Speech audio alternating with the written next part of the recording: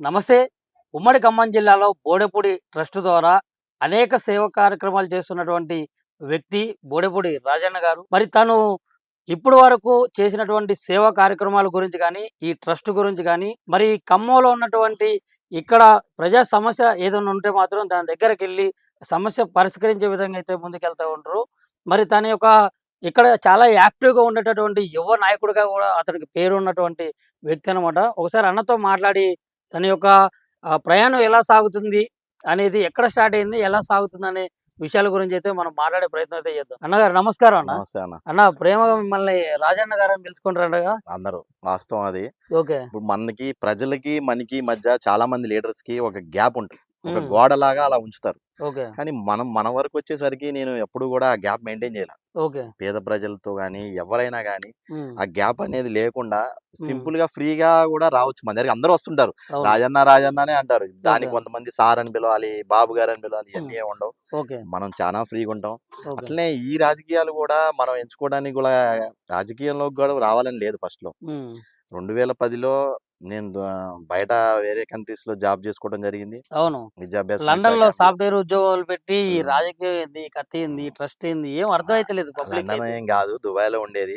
మా ఫ్రెండ్స్ అందరం కలిసి అక్కడ మంచిగా జాబ్ చేసుకునేటోళ్ళం. హ్మ్. ఆ లైఫ్‌ని వదిలిపెట్టి ఒకసారిగా మనం ఖమ్మం రావడం జరిగింది. హ్మ్. ఖమ్మం నుంచి పోలేకపోయాం ఇక్కడ నుంచి. హ్మ్. హ్మ్. ఎందుకంటే మా బ్లడ్‌లో ఉండాలి. ఇప్పుడు ఏదైనా అవును. సేవ చేసే గుణం అనేది బ్లడ్‌లో ఉండాలి. అవును. ఇప్పుడు అది ఏమైంది చిన్నప్పటి నుంచి గూడా మనకి సేవ చేయడం అంటే ఇష్టం. ఓకే. ఇప్పుడు నుంచి నేర్చుకుంది గాదు నేను. హ్మ్. చిన్నప్పటి నుంచి గూడా స్కూల్ టైమ్‌లో గూడా ఎవరన్నా పేదవాళ్ళు కనిపిస్తే మనకి తోచినంత మన దగ్గర రూ. 5 ఉన్నా, రూ. 10 ఉన్నా వాళ్ళకి దానం చేయటం ఉండేది. అట్లా క్రమంగా అది మనలోంచి పోలేదు. దుబాయ్‌లో ఉన్నా గాని, దాని తర్వాత వచ్చినా గాని, ఈ ఖమ్మం ప్రజల కోసం ఏదో చెయ్యాలి, హ్మ్. ఏదో ఉండాలి. ఏదో ఆహ్, చేయాలని ఈ ట్రస్ట్ అయితే పెట్టారు ఆ! గానీ, మరి ఆ! అసలు అందరికి డౌట్ ఏందంటే, ఈ ఆ! ట్రస్ట్‌కి మరి అసలు ఎట్లా హ్మ్. నడుస్తుంది? దానికి హ్మ్. సంబంధించి పైసలు ఎక్కడి నుంచి వస్తున్నాయి? మీరేమో హ్మ్. లండన్‌లో సాఫ్ట్‌వేర్ ఉద్యోగం దాన్ని రద్దు చేసి వచ్చిండ్రు. ఇప్పుడు డబ్బులు ఏడ్నుంచి వస్తాయి? డబ్బులు చెట్లుకి కాయవు కదన్నా! ఆ! ఇప్పుడు అంతా ఓపెన్‌గానే ఉంటది. ఇప్పుడు ఏదో మాయ చేసి అల్లావుద్దీన్, అక్బర్ దీపంలాగా చేసేది కాదు. హ్మ్. మనం ట్రస్ట్ పెట్టాం. ఇప్పుడు హ్మ్. మనం ఇలా ఒట్టిగా సేవ చేసేదానికంటే కూడా ట్రస్ట్ పెడితే బావుంటదని ఫ్రెండ్స్ అన్నారు. హ్మ్. దాని ద్వారా ట్రస్ట్ పెట్టడం జరిగింది. ట్రస్ట్ ద్వారా అనేక మందికి సేవలందించాం. ఒక హ్మ్. ఖమ్మానికే పరిమితం కాలేదు మేము. హ్మ్. ఖమ్మం జిల్లాలో ఉన్న 10 నియోజకవర్గాల్లో దాదాపు అశ్రాపేట పోయుండం గానీ, హ్మ్. ఈ చుట్టుపక్కల ఇల్లందు, వైరా, సత్తుపల్లి, మధిర, కూసుమంచి, పాలేరు అన్ని జిల్లాల్లో జిల్లాల్లో ఉన్న అన్ని నియోజకవర్గాల్లో మేము అందరికి సాయం చేయడం జరిగింది. ఓకే. అంటే ఇప్పుడు అట్లా గూడా ఒక డౌటుంది. హ్మ్. మీ ఖమ్మం జిల్లా పరిధిలో అంటే ఖమ్మం మీద ప్రేముండి, హ్మ్. ఖమ్మం ప్రజల కోసం ఏదో ప్రేమతో చేస్తుండ్రనుకోవచ్చు. హ్మ్. మరి అసలు ఈ పరిధిలో కాపోయినా గానీ వేరు వేరు జిల్లాలకు పోతే అక్కడ ఉన్నటువంటి హ్మ్. ఆ ప్రాంతంలో ఉన్నటువంటి నాయకులు "అమ్మ! ఎవర్రా నాయన రాజన్నోరు ఏంది కథ? ఇప్పుడు ఏంది నా నాయన" అది అన్నట్టు. కాదన్న. ఇప్పుడు సేవ చేయడానికి పరిమితెందుకు? హ్మ్. సేవ అనేది రాష్ట్రాలేముంది దేశాల్లో గూడా జేయొచ్చు. హ్మ్. ఇప్పుడు సేవ చేయడానికి ఏమన్నా కాలపరిమితి ఉందా? ఓకే. ఇది ఇక్కడే జేయాలి, హ్మ్. ఖమ్మంలోనే జేయాలి, హ్మ్. పాలేరులో జేయాలని ఏమన్నా ఉందా? ఓకే. సేవ అనేది మనిష్టం. ఓకే. మనకున్న దాంట్లో కొంత తీసి సేవ చేయడం అనేది బహుశా అందరూ చేయలేకపోవచ్చు. మా చౌదరీస్‌లోనే చాలా మందున్నారు. హ్మ్. కొన్ని వేల కోట్లు ఉన్నోళ్ళున్నారు. హ్మ్. అట్లా అని జెప్పి అందరికి సేవ చేసే గుణం ఏదో అప్పిస్తేనో, ఏదో పుట్టిస్తేనో రాదది. ఓకే. అట్లా మనకేంటంటే చిన్నప్పటి నుంచి అదొచ్చింది. దాన్ని మనకున్న దాంట్లో కొంత తీసి పెడుతున్నాం. అదే విధంగా ఉన్నవాళ్ళు మా ఫ్రెండ్స్ ఉన్న వాళ్ళ దగ్గర నుంచి వాళ్ళను గూడా హెల్ప్ చేయమని కోరుతూ, మనకి వాళ్ళు హెల్ప్ చేస్తే తద్వారా ప్రజల్లోకెళ్తున్నాం. హ్మ్. ఇప్పుడు దాని గురించి విమర్శించేదేముంది? ఇప్పుడు అంటే మనం వాళ్ళు ప్రజల్లోకి చేయలేనిది మనం చేస్తున్నాం ప్రజల్లోకి తప్పేముంది? రాజన్న వెళ్ళాలంటే హ్మ్. ఒక ట్రస్ట్ అనేది ఉండాలి. ఒక సేవ అనేది హ్మ్. ఉండాలంటారా? ఆ! ట్రస్ట్ ఏందంటే మనం మనకెవరైనా ఫండ్స్ ఎయ్యాలన్నా గాని సపోజ్ మనకి ఎవరో మనకి ఎన్ఆర్ఐ ఫ్రెండ్స్ ఉంటారు. చాలా మంది సాఫ్ట్‌వేర్ హ్మ్. మన క్లాస్‌మేట్సే చాలా మందున్నారు. హ్మ్. వాళ్ళేందంటే ట్రస్ట్ ఉంటే దాని ద్వారా మనం అమౌంట్ ట్రాన్సాక్షన్‌కి ఉంటది. హ్మ్. అంతేగాని ఇప్పుడు సేవ చేయలేనోళ్ళు గూడా మన మీద ఏదో బురద జల్లి, సేవ చేసే వాళ్ళని మనం విమర్శించేది ఒక ఈ ఇప్పుడున్న కాలంలో బాగా ఇదైపోయింది.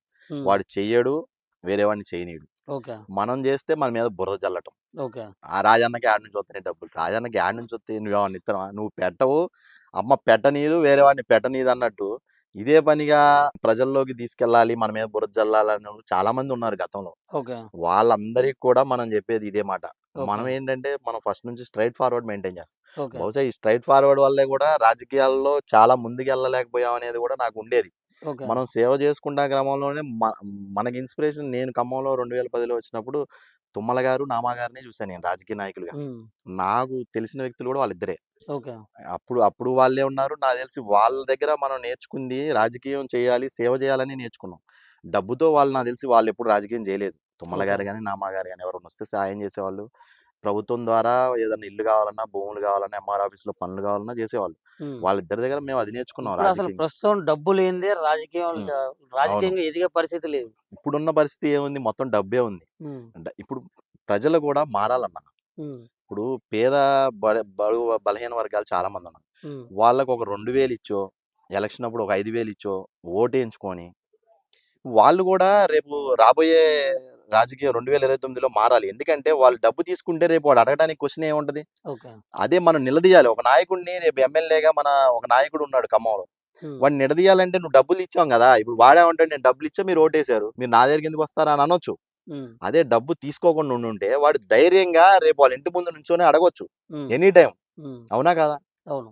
వాడి డబ్బులు తీసుకొని నువ్వు మళ్ళీ రేపు వాడి ఇంటి ముందు ఎలా నుంచుంటావు? ఇచ్చేటోళ్ళు లేకపోతే తీసుకునేటోడు ఎక్కడికెళ్ళి పుడతాడా? అదే అన్న. ఇప్పుడు రాజకీయాలనేది గతంలో చూసిన దానికి, ఇప్పుడు చూసిన దానికి చాలా మారాయి. హ్మ్. నేనప్పుడు చూసిన 2010 రాజకీయాలు వేరు. ఇప్పుడు 2026లో రాజకీయాలు వేరు. హ్మ్. ఇప్పుడు ఈ రాజకీయాలు చూసే చాలా మంది గూడా చెయ్యగలిగినోళ్ళు గూడా హ్మ్. స్టూడెంట్స్ యూత్ కాంగ్రెస్‌లో గాని, టీడీపీలో గాని, బీజేపీలో గాని, బడుగు బలహీన వర్గాల్లో చాలా మంది నాలాగా చేసేవాళ్ళున్నారు సేవ. కానీ అన్నిటికి గూడా డబ్బు అనేది ప్రధాన ఎజెండాగా మారిపోయింది రాజకీయాల్లో. ఇదన్నా మారాలి. రేపు రాబోయే రోజుల్లో ఈ డబ్బు రాజకీయాలు మారాలి అనేది మా ఏకైక ఎజెండా. రేపు 29లో గూడా మా దగ్గరికి చాలా మంది నియోజకవర్గాల నుంచి ఫ్రెండ్స్ అందరూ ఫోను చేస్తూనే ఉంటారు. హ్మ్. టచ్‌లోనే ఉంటారు. "అన్నా రాబోయే రోజుల్లో డబ్బు లేని రాజకీయాలు చూడాలనేది" నా మెంటాలిటీ టైప్ ఉన్నోళ్ళు అదెట్లా కొంతమంది ఎట్లా మన సాధ్యమైతది? కన్సల్ట్. ఇప్పుడు డబ్బుల కోసం హ్మ్. నాయకులు పార్టీలు మారుతారా? ఇప్పుడు మీరున్నటువంటి ఖమ్మంలో హ్మ్. ఇప్పుడు ముఖ్యంగా ఉన్నటువంటి మంత్రులు గాని, హ్మ్.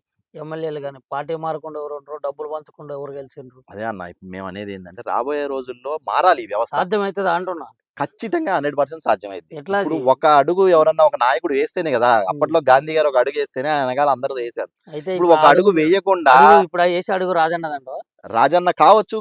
రేపు రాబోయే రోజుల్లో 100కి 100% డబ్బు లేని రాజకీయాలు చూడాలనేదే మా ధ్యేయం. ప్రతి ఒక్క పేద విద్యార్థికి గూడా విద్య, వైద్యం అందిస్తే చాలనేది మా ఏకైక లక్ష్యం. రాబోయే రోజుల్లో ఇప్పుడు నాలాగా ఐడియాలజీ ఉన్నోళ్ళు చాలా మందున్నారు. హ్మ్. వాళ్ళు ఫోను టచ్‌లో ఉండే ఉంటారు, కలుస్తూనే ఉంటారు.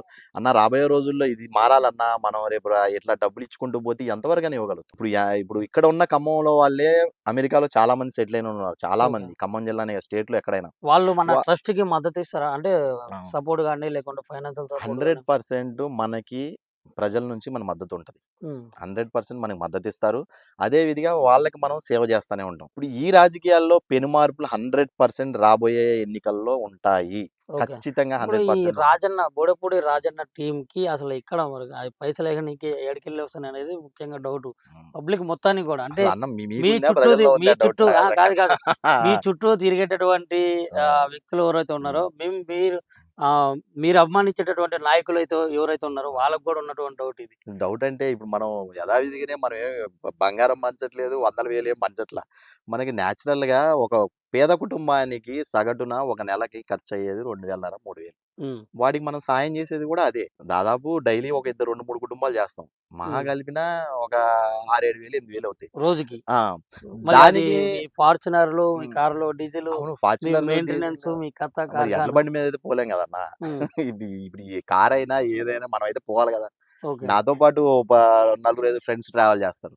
ఇప్పుడు వాళ్ళందరూ సైకిల్‌లు, బండ్లేసుకొని రాలేరు గదా! హ్మ్. ఇప్పుడు ఈ జిల్లా నుంచి ఇంకో కాన్స్టిట్యుయెన్సీకెళ్ళాలి. ఓకే. ఎళ్ళాలంటే కారే ఉండాలా. నెల మొత్తం మీద ఎంత హ్మ్. ఖర్చొస్తది మొత్తం ఈ ట్రస్ట్‌కి సంబంధించి? మినిమమ్ ఒక లక్ష, లక్షన్నర రావచ్చు. నెల ఒక్కోసారి మొత్తమా? తగ్గొచ్చు కూడా. ఆ! రోజుకే మీరు చెప్తా ఉన్నారు ఇంతని. అవునన్న. డైలీ ఉండదు గదా! ఒక్కో రోజు హ్మ్. చేస్తాం. ఒక్కో రోజు ఉండదు. ఒక్కో ఓకే. రోజు మనకి మీ మనకు మూడ్‌ని ఫ్రెండ్స్ బట్టిగా. ఉంటారు. హ్మ్. మీ మూడ్‌ని బట్టి మూడనే చేయాలనిపిస్తది. ఉండదన్న. ఎక్కడ హ్మ్. నా దృష్టికొచ్చిన ప్రతి పేదవాడికి కూడా సాయం హ్మ్. జేయడం అనేది నాకు ఏకైక లక్ష్యం. ఓకే. మనకి తల కోసుకొనైనా సరే, తల తాకట్టు పెట్టైనా పేదవాడికి న్యాయం జేస్తా. అది ఓకే. నా ఎజెండా. అది నేను రాజకీయాల్లో ఉన్నా, లేకపోయినా మనకు రాజకీయాలతో సంబంధమే లేదు. ఒక పేదవాడికి సాయం జేయాలంటే రాజకీయం అవసరం లేదు నాకు తెలిసైతే. హ్మ్. కాకపోతే మాదేంటంటే రాజకీయాల్లో ఉంటే ఇప్పుడు ఎంతవరకని కొండని కరగదీస్తా ఉంటే కొండలైనా కరుగుతాయి. అదే హ్మ్. ఒక రాజకీయ పార్టీగా దాంట్లో ఉండి చేస్తా ఉంటే, ఇప్పుడు ప్రభుత్వ పరంగా మనం ఇచ్చుకుంటూ పోవచ్చనేది మా యొక్క చిన్న నమ్మకం.